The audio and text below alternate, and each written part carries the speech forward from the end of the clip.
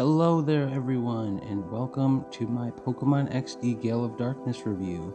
In this video, I'm going to be covering the good, the bad, and the ugly that is this game, and the current situation around it. So first things first, there won't be any spoilers in this video. I'm going to give a brief synopsis of the story of this game, but without giving away any important information that would, spoil the story for you, so you can still experience it yourself.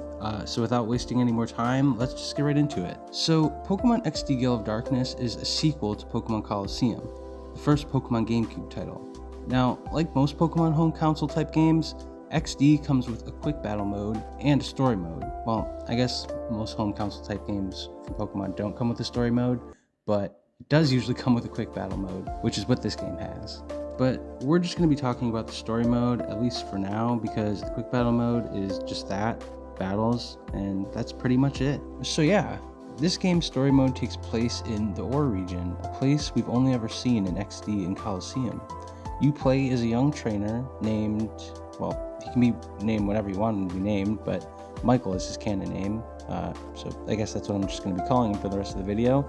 And Michael is tasked with putting a stop to the evil criminal organization Cypher. Using a snag machine, which you may be familiar with from Pokemon Colosseum, provided to us by Professor Crane, the snag machine allows us to snag, or I guess just like steal, shadow Pokemon from Team Cypher and anyone else who might have a shadow Pokemon.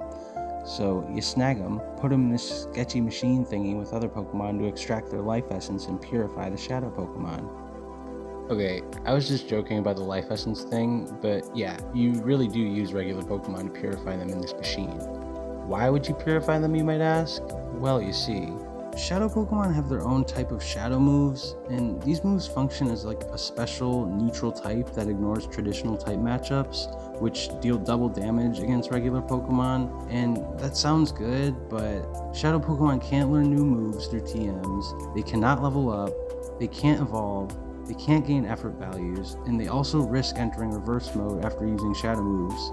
Reverse mode prevents item usage like potions and causes damage over time during battle, and it's not good when you're trying to do an important battle and your Pokemon is going into reverse mode. It can be incredibly annoying. Shadow Pokemon are also limited to 2 non-shadow moves until they're purified, so they can only know 2 shadow moves and 2 non-shadow moves at the same time, which is also really annoying. So basically, you're going to want to purify any Pokemon that is on your team. That's pretty much the best option. Oh yeah, that's right. Shadow Pokemon also cannot be shiny in this game. A few wild Pokemon can be, that you can find at Pokespots and stuff, but that's about it. I'll put a list up on screen now. It's a pretty small list, but yeah, no Shadow Pokemon can be shiny in this game, only regular Pokemon. While traveling through the Ore region, you'll meet plenty of funny and interesting characters, some who are completely new and some who are returning from Colosseum. And while you're exploring, you'll find these things called battle CDs. They're basically these collectible items that are used to initiate like 50 different simulated battle puzzles at the Real Gem Tower. They're basically tutorials or battle challenges that offer unique rewards for clearing them. I never really spent much time doing them, like at all. Someone in the comments might say I'm missing out, but I personally never bothered to do them. But it is something to do if you're looking for more content from the game.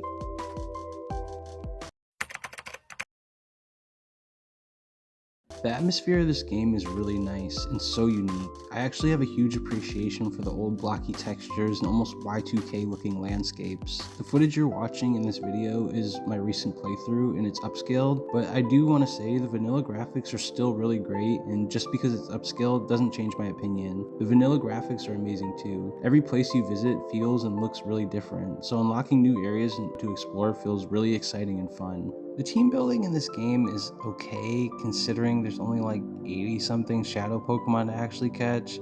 Like I mentioned earlier, you can catch Pokemon at Pokespots by leaving Pokesnacks down, but to me this became very tedious very quickly. But despite that, I still had fun building my team and stuff, even though the variety wasn't that big. The level scaling is pretty typical to a Pokemon game, like any other mainline Pokemon game. Nothing too special or bad about it, honestly. Some of the dialogue and themes in this game are a little dated, and by dated I mean they probably wouldn't put it in a modern Pokemon game. Like, there's a jail in one of the cities, and some of the NPC dialogue is strange.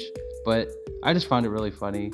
I'll save the rest for you to experience yourself, but yeah, that is just something to, note. This game and Coliseum are the only two in the series, and they're both definitely a unique experience, and in a good way too. The stance and attack animations of all the Pokemon, the battle scenes, the characters, the landscapes, catching shadow Pokemon, stealing them from strangers, all of it feels so unique because another game like this in Coliseum will probably never ever be made. This world and the time period it was released in is very much unique to these games, and it's a very nostalgic and good feeling. I think most Gen 1ers will really appreciate a game like this if they're comfortable with the second and third generation being involved, but overall, the game feels unique from other mainline games, and that alone is huge for me. Having only Pokemon from Gen 1 to 3 was honestly kind of nice, and it honestly made me appreciate the older generations of Pokemon a little bit more, which is why I now hate Pokemon past Gen 3.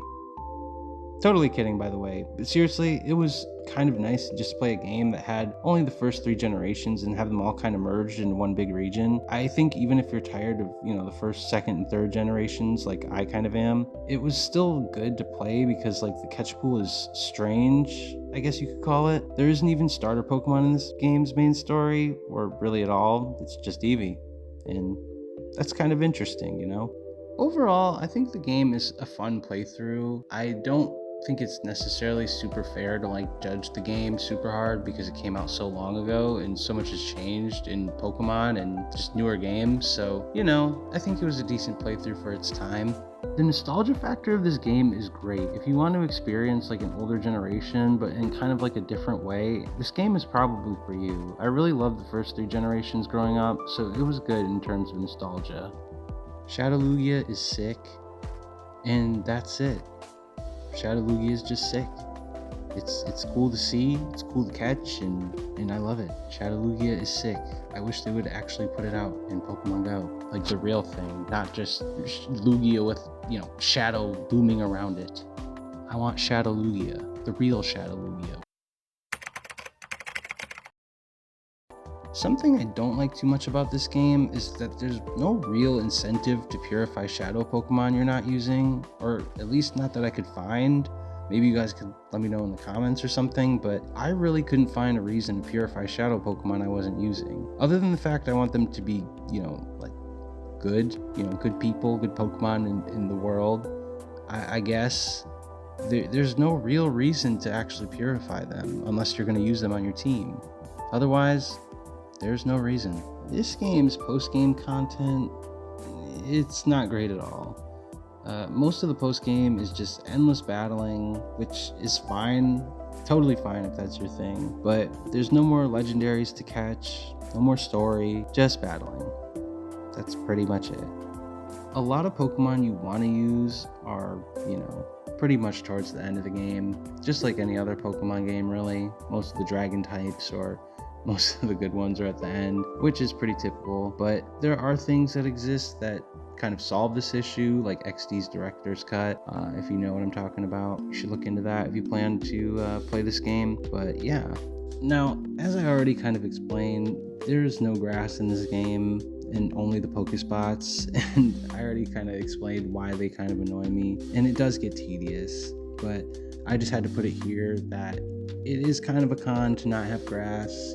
Shiny hunting is really hard in this game, at least from what I've heard. So yeah, I haven't really tried to shiny hunt. Maybe I should, but I can't imagine it would be easy because these Pokespots only go off every once in a while. It's only so often.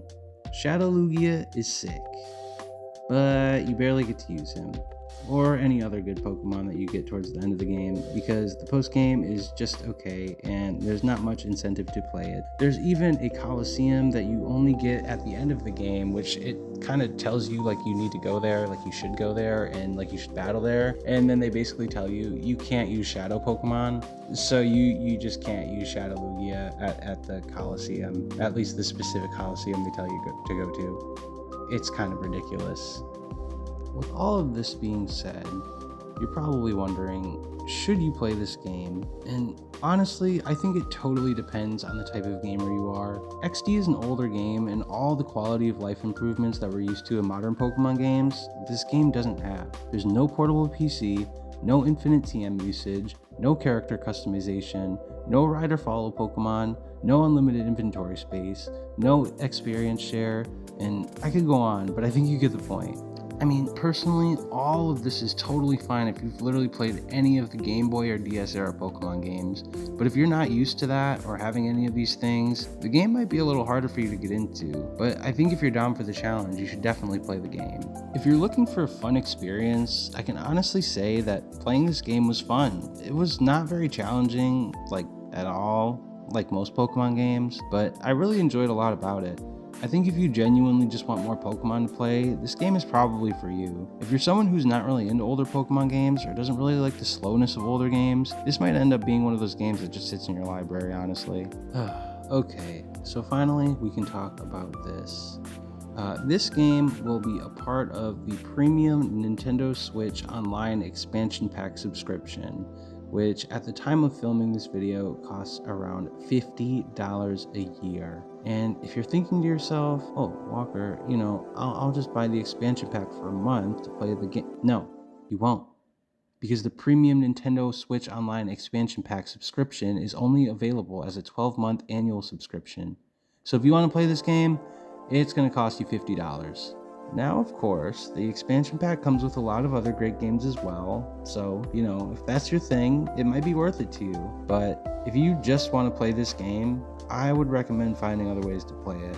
In my honest opinion, it is not worth spending $50 just to play this game on your Switch. Like, if you just want the expansion pack or just plan on getting it anyways, or maybe you already have it, I totally get that, but don't get the expansion pack just for this game. Like, it's really not worth $50. Personally, I think they should have just sold it like they did with Fire Red and Leaf Green as like a standalone purchasable game. And I mean, I get why they probably didn't want to do that, since they probably wanted to add more games to their GameCube library, and this game didn't sell like other mainline Pokemon games, especially not like Fire Red or Leaf Green, so it probably wouldn't sell as well now, and the cost of development likely outweighs the potential return on investment compared to mainline Pokemon games. But I just don't think it's worth spending $50 to play a game that took me like 2 days to beat, has no quality of life updates or features, and no home compatibility. So if you're thinking I'm gonna buy this game, you can't, sadly. And if you do want to play it on your Switch, you're gonna have to get the subscription.